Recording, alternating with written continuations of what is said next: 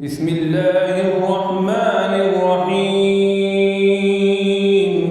وإذ أخذنا ميثاق بني إسرائيل لا تعبدون إلا الله وبالوالدين إحسانا وذي القربى واليتامى والمساكين وقولوا للناس حسنا وأقيموا الصلاة وآتوا الزكاة ثم توليتم إلا قليلا منكم وأنتم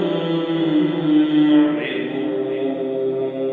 وإذ أخذنا ميثاقكم لا تسفكون دماءكم ولا تخرجون أنفسكم من دياركم ثم أقررتم وأنتم تشهدون.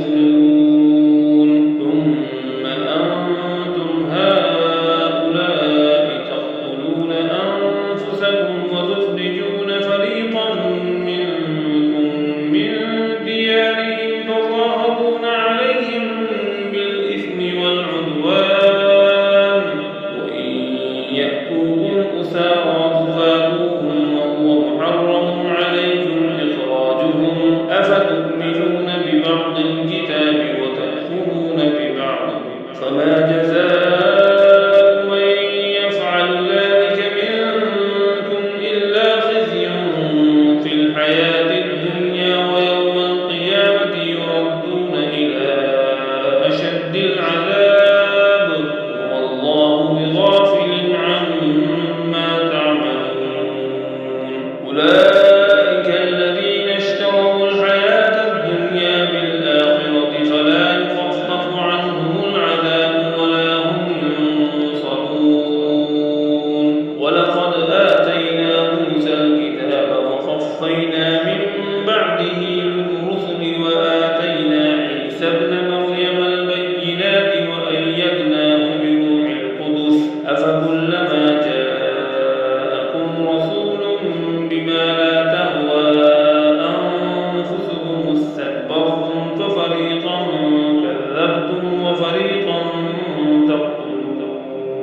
وقالوا قلوبنا غلف بل لعنهم الله بكفرهم فقليلا ما يؤمنون.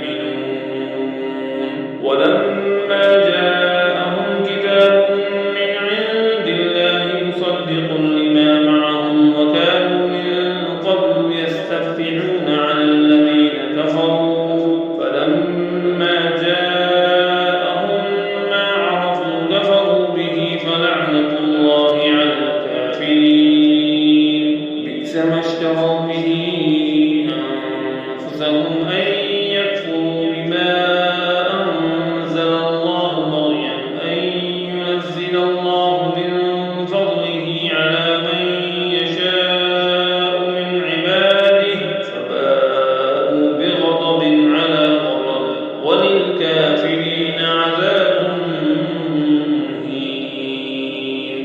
وإذا قيل لهم آمنوا بما أنزل الله قالوا نؤمن بما أنزل علينا ويكفرون بما وراءه وهو الحق مصدقا لما معهم قل فلم تقتلون أنبياء الله من قبل إن كنتم مؤمنين.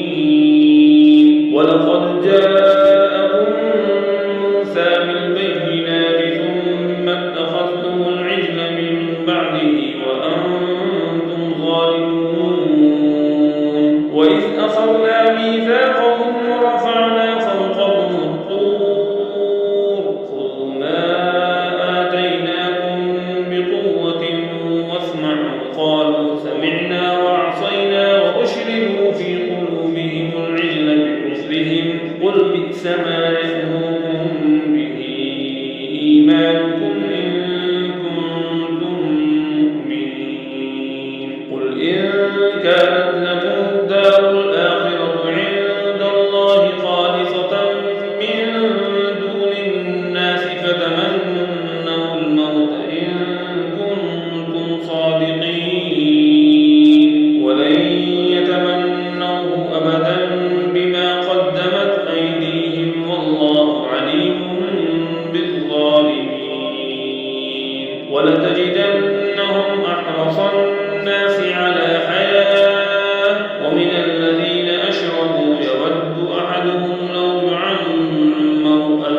مسلمة